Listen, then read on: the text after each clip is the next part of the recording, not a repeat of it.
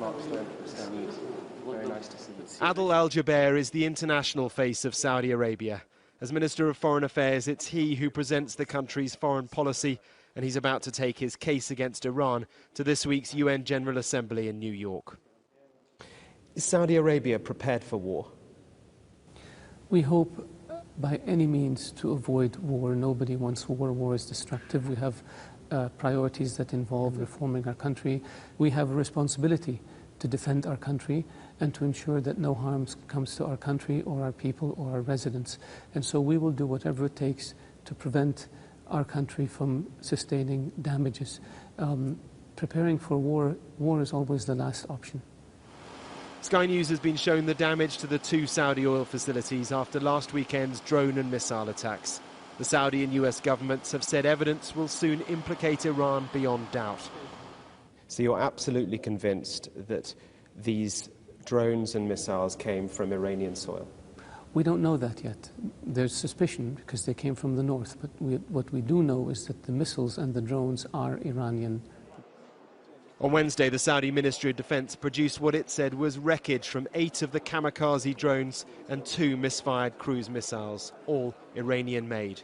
There are skeptics out there. Quite a lot of people simply don't believe that this was the work of Iran, and they take the Houthi view that this was self-defense for your operations in Yemen. Our military explained a few days ago that impossible for these missiles to come from Yemen because they don't have the range.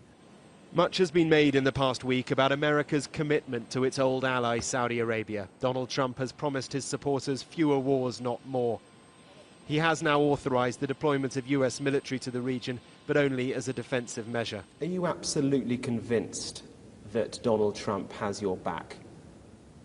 Donald Trump has been a very strong president and a very strong advocate of the US-Saudi relationship.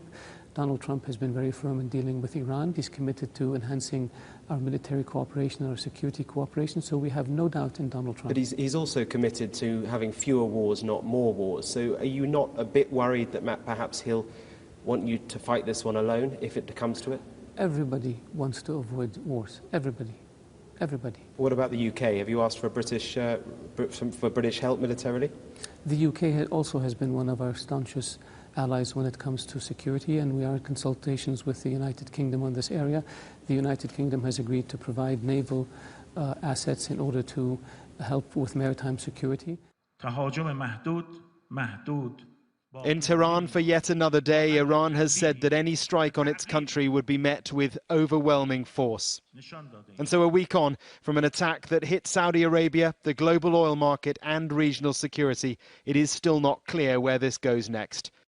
The UN meeting this coming week comes at a perfect moment.